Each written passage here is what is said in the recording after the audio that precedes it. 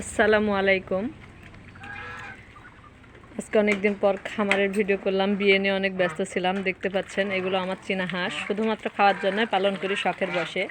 কারণ চীনা হাঁসের মাংস অনেক টেস্টি এবং রাজহাঁসের মাংস অনেক টেস্টি।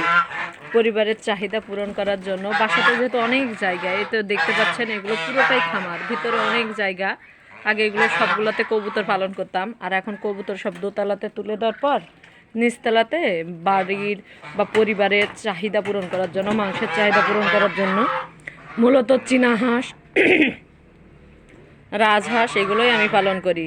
এবং টাইগার মুরগি আছে কিছু, সোনালি সাদাটা রয়েছে, এবং চীনা হাঁসের বাচ্চা অনেকগুলো রয়েছে। তা আপনাদেরকে দেখাই যে গোসলের পানি দিলাম। গোসলের পানি দিতে হয়, সবাই এখানে গোসল করতেছিল এবং খাচ্ছিল। এই তো চীনা হাঁসগুলো আল্লাহর রহমতে অনেক বড় হয়ে গেছে, খাওয়ার উপযুক্ত হয়ে গেছে। এই চীনা হাঁসগুলো যে এইভাবে ওরা পানি খায়। আমি ভিডিও করার জন্য দূরে সরে গেল।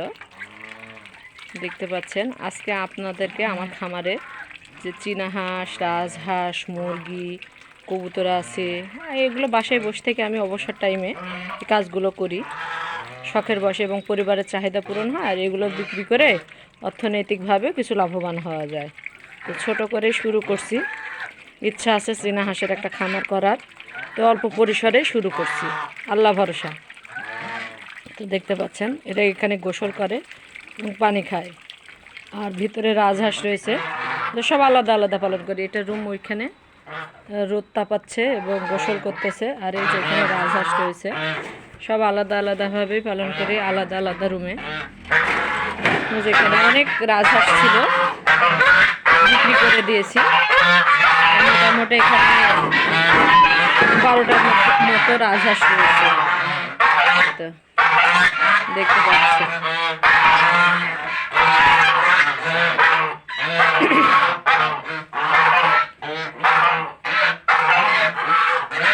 এগুলো হচ্ছে রাজহাঁস। এরপরে মুরগি যেখানে আছে সেখানে আপনাদেরকে দেখাবো। এটা পুরোটা আগে কবুতর ছিল, দেখতে পাচ্ছেন অনেক বড় খামার, বাসার মধ্যেই খামার। এখান থেকে শুরু করে এ পর্যন্ত এই পুরোটাই খামার। এটা হচ্ছে রাজহাঁসের জন্য, আর এখানে চীনা হাঁসের জন্য রয়েছে। এই যে চীনা হাঁসগুলো দেখতে পাচ্ছেন, এটা দরজাটা লাগাই দিলে রাজহাঁস আর বাইরে বের হতে পারে না, মানে সবাই আলাদা আলাদাভাবেই থাকে। আর এটা চীনা হাঁস, এগুলো সাধারণত খাওয়ার জন্য বাসাতে আমি পালন করি শখের বশে। আপনার ভাইয়াকে বাজার থেকে মুরগির মাংস, রাজহাঁস, চীনা হাঁস, এগুলো কবুতর, এগুলো কোনো কিছু কিনতে না। দেখতে পাচ্ছেন এই তো মুরগি, এটা হচ্ছে ওই পাশ দিয়ে দরজা এটা। আর এখানে রাতের বেলা চীনা হাঁসগুলো থাকে, আর দিনের বেলা এই যে উন্মুক্ত আলো বাতাসপূর্ণ জায়গাতে থাকে। তা আপনাদেরকে আমি ভিডিও করে দেখাচ্ছি যে কোথায় কি থাকে আমার খামারে। আর এখানে মুরগি, এগুলো মুরগি খাওয়ার জন্য মূলত পোষা। এগুলো সাধারণত ধান, গম, ভুট্টা, এগুলোই আমি ন্যাচারাল যে খাবারগুলো আছে প্রাকৃতিক, মানে দেশি খাবার, এগুলো দিয়ে পালন করতেছি শুধুমাত্র খাদ্য। দেখতে পাচ্ছেন চীনা হাঁস, রাজহাঁস দেখানোর পরে যে এগুলো হচ্ছে কমলার গাছ, অনেক কমলা ধরে। আমার বাড়ির উঠানে কিছু কমলার গাছও লাগাইছি। আর এই তো এটা হচ্ছে আপনার যেটা বিদেশি জামিরের গাছ, লেবু, আপনার ভাইয়া নিয়ে এসে লাগাইছে শখের বশে। এগুলো ছাদে ছিল, কিন্তু ছাদে প্রচণ্ড রোদের কারণে নষ্ট হয়ে যাচ্ছিলো, সেজন্য নিচে নিয়ে এসে লাগাইছি। আর ছাদে সাধারণত আপনার ড্রাগন এবং অ্যালোভেরা রয়েছে। এই যে তিনটে, মানে ফল 5টা ধরছিল, খাইছি। আর এখন আপাতত 3টে ফল আছে গাছে, অনেক বড়।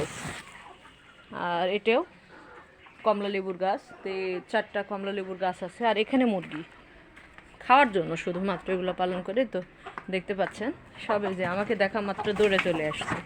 এই তো আমাকে দেখা মাত্রই মানে এরা হাত পোষা হয়ে গেছে। আমি খাবার দেখতে পাচ্ছেন অনেক সুন্দর সাইজ হয়েছে, যে বাইরে বের হয়ে আসলো। আর উঠান যেহেতু অনেক বড়, তো রোদ আছে। এটা আমার বাসা, এ তো 2 তলাতে কবুতর, নিচতলাতে আমি থাকি। আর এগুলো পুরাটাই আমার খামার, বাসার মধ্যেই খামার। আগে এগুলো সব কবুতর পালন করতাম, এই যে ছেড়ে দিলাম দেশি মুরগির মতো। এখন বাইরে এগুলা ঘুরে বেড়াবে, পোকামাকড় খাবে উঠানে। তো এগুলো মূলত শখের বশে পালন করি বাসাতে। তাহলে কি হয়, খাদ্যের চাহিদা পূরণ হয়, প্লাস এটা বিক্রি করে অর্থনৈতিকভাবেও লাভবান হওয়া যায়। তা আপনাদেরকে আমি দেখাচ্ছি। আর এটা আমার বাসা, বাসার মধ্যে ধরেন সব কিছু। আর এই তো 2 তলাতে রয়েছে কবুতর। এটার ভিডিও আপনার পরবর্তীকালে আপনাদেরকে দেখাবো। তো আজকে এই পর্যন্ত, আল্লাহ হাফেজ।